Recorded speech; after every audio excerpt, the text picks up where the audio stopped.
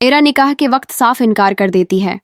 مولوی صاحب بار بار پوچھتے رہ جاتے ہیں مگر ایرا غصے میں خاموش کھڑی رہتی ہے۔ کامیاب گھبرا کر کہتا ہے، ایرا یہ سب فریحہ کا پلان ہے، وہ نہیں چاہتی کہ ہماری شادی ہو۔ یہ سنتے ہی ایرا کا غصہ اور بڑھ جاتا ہے۔ وہ سب کے سامنے کامیاب کا گریبان پکڑ لیتی ہے اور چیخ کر کہتی ہے، تم مجھے دھوکہ دے رہے ہو اور الزام اپنی دوست پر ڈال رہے ہو۔ یہ کہہ کر وہ نکاح سے انکار کر دیتی ہے۔ کامیاب اپنی بے عزتی برداشت نہیں کر پاتا اور غصے میں گاڑی نکالتا ہے اور سیدھا فریحہ کے گھر پہنچ جاتا ہے۔ جیسے ہی وہ فریحہ کے کمرے کے قریب پہنچتا ہے، اندر سے فریحہ کی آواز آتی ہے۔ وہ فون پر خاور سے ہنس ہنس کر بات کر رہی ہوتی ہے۔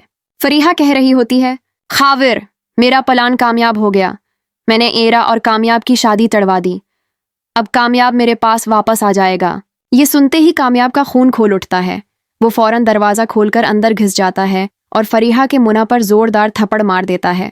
وہ غصے میں فریحہ کو مارنے ہی والا ہوتا ہے کہ شور سن کر فریحہ کے ابو جنید صاحب اوپر آ جاتے ہیں۔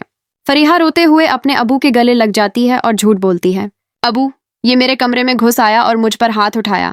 جنید صاحب غصے میں فوراً پولیس کو بلا لیتے ہیں۔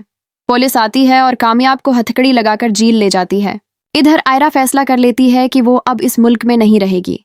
وہ اپنی پڑھائی کے لیے ہمیشہ کے لیے آسٹریلیا جانے کی تیاری کر لیتی ہے۔ کامیاب جیل میں ہوتا ہے کہ اشتیاق اس سے ملنے آتا ہے۔ وہ بتاتا ہے، کامیاب، ایرا آج رات کی فلائٹ سے آسٹریلیا جا رہی ہے۔ اگر وہ چلی گئی تو تم اسے کبھی نہیں مل پاؤ گے۔ یہ سن کر کامیاب پاگل ہو جاتا ہے۔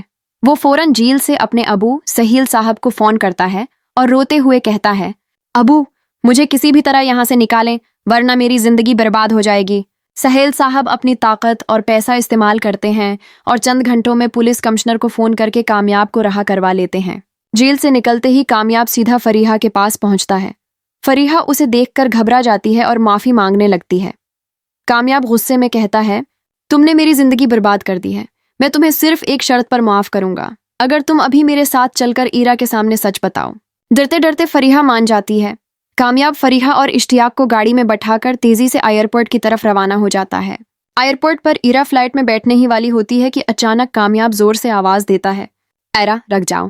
ایرا اسے دیکھ کر نفرت سے منہ پھیر لیتی ہے مگر کامیاب فریحہ کو آگے کر دیتا ہے۔ فریحہ روتے ہوئے سچ بتاتی ہے، ایرا، کامیاب بے قصور ہے۔ اسے پھنسانے کے لیے میں نے اور خاور نے مل کر یہ پلان بنایا تھا۔ ہم نہیں چاہتے تھے کہ تم دونوں ایک ہو جاؤ۔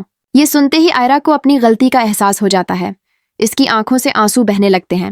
وہ کامیاب سے معافی مانگتی ہے۔ کامیاب پوچھتا ہے، کیا اب بھی تم آسٹریلیا جاؤ گی؟ ایرا اپنا پاسپورٹ اور ٹکٹ پھاڑ دیتی ہے اور کہتی ہے، نہیں، اب مجھے تمہاری محبت پر پورا یقین ہے۔